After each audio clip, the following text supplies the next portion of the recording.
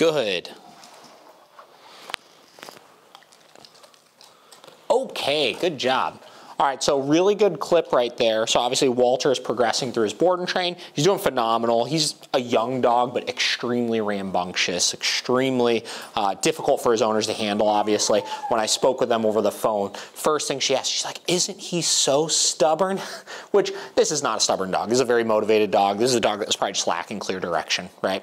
But as we're progressing here, we're seeing the places where we can rely on our positive reinforcement, obviously, for pretty much everything. He's progressed along fantastically. He has a really good attitude to the training and everything, which is really great to see, obviously.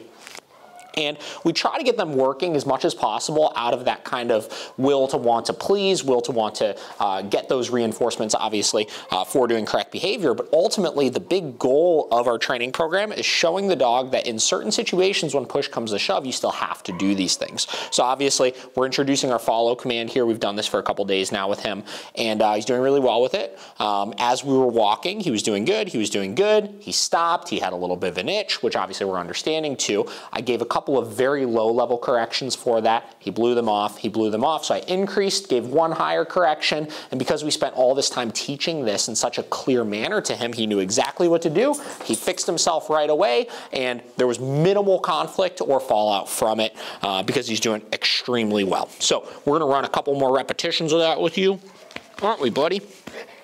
See what we get. But I like to showcase some of the, not even hurdles, just some of the mistakes that the dogs make and how some of those situations just like that we could leverage as a really fantastic opportunity in a low distraction setting to shift that state of mind just from I just like to do this to I like to do this, but I also understand that I have to do this, obviously. So we'll do a couple more reps here.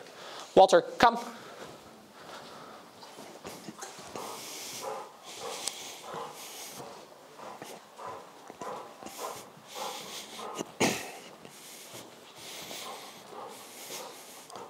And then typically speaking, after that correction, we'll see much more engagement, much more focus out of the dog because it helps tighten up an additional boundary.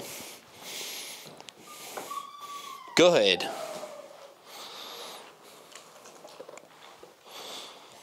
Walter, come.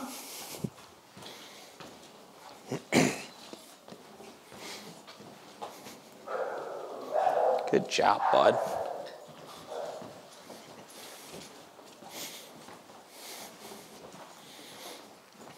Nice, good adjustment. And then as we're working this follow, good. Another thing you'll notice is that depending on what direction in a room you're going, it could be easier or harder for the dog than others. So we typically start off going counterclockwise around the room. Walter, come. And because the dog's on the inside, they technically have less distance they need to cover as they're walking, and that spatial pressure of me moving into him kind of helps them heed that space a little bit. It could be significantly easier for them.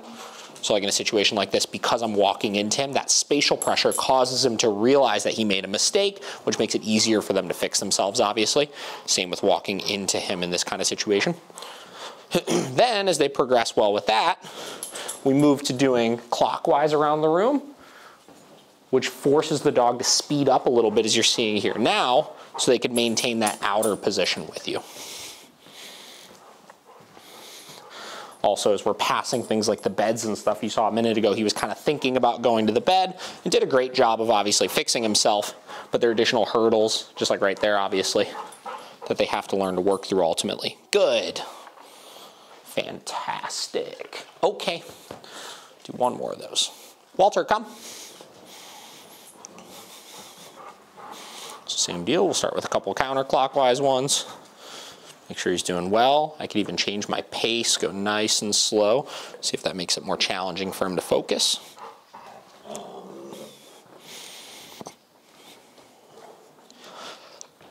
As he's doing well with that, again, change direction, clockwise around the room. Make sure he makes that adjustment with me like that.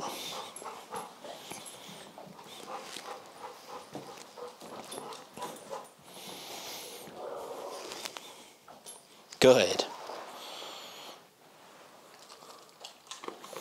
Good job, buddy. Good job. Okay. Walter, bed. So once we have all of those core commands taught, good. And you'll see this as we get into his second session in a little bit. we would start then piecing things together. So we have an expectation initially that the dog's leash walking is really good, their down stay is really good, their bed stay is really good, and their come command is really good, obviously.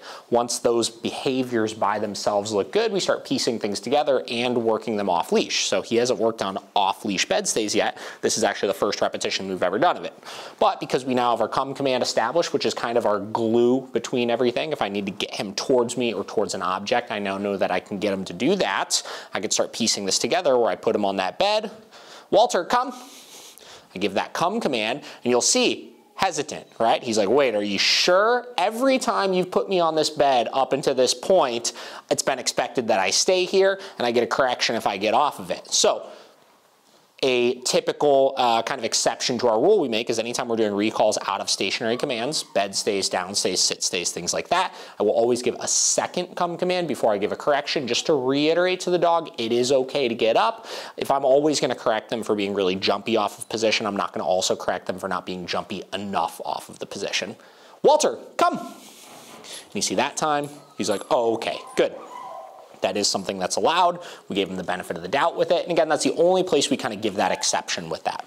Okay, and I'll take him back to the bed. Walter, bed. Good.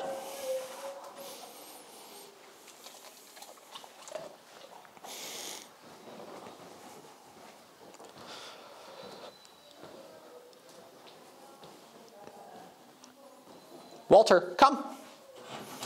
Little hesitant, but got up on the first one that time. Good. Okay. Bed. Good.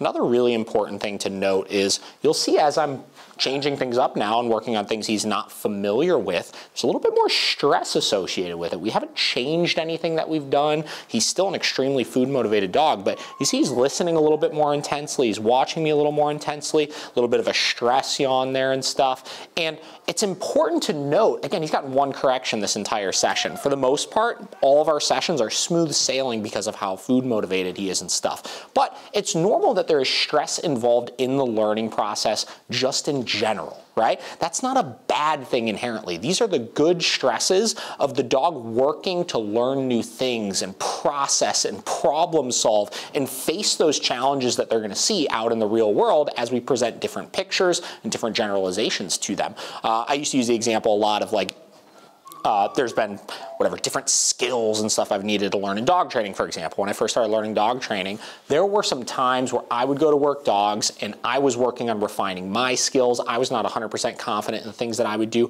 and I would be extremely stressed. Not because anything crazy was happening, not because anything aversive or painful or scary or anything like that was happening, but because it was so mentally stimulating and so mentally draining for me that it stressed me out. And again, there's this kind of like thing in dog. No, Walter, bed. Good.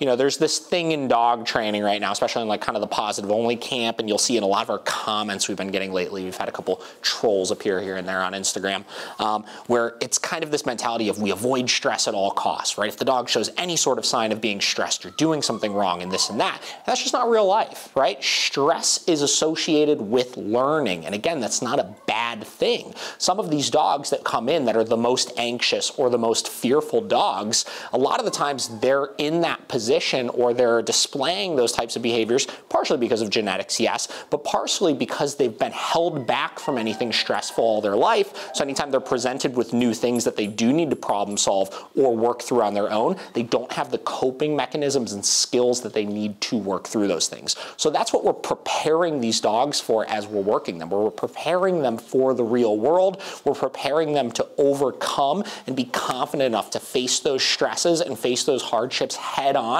with as minimal resistance and as minimal fallback as possible. So this is a great example of that. And Walter's crushing it, obviously. Walter, come. Good. And then the confidence comes from once they work through that stress, okay, once they work through that stress, being able to then do it successful. So that thing that was scary or was challenging or was really hard just a couple minutes ago, now I'm doing it well, like going up and down stairs or climbing onto a new surface or whatever it may be. Come on, buddy. Walter, bed. Good. That was a big hurdle he had to face actually initially. I think we might even have it on video, was when I first went to get this dog out of bed, when we first started working the bed stay, we basically needed to drag him onto this bed. He was so scared to get onto it for no reason. It was a texture thing, it was a vent on the floor thing, it was a something thing.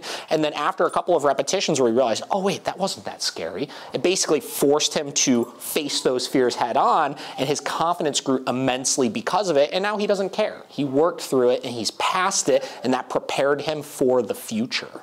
Walter, come. Good job, bud. Good.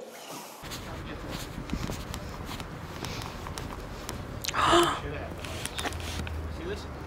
You getting this? See that cat right there? See him ignoring that cat? That's what training does.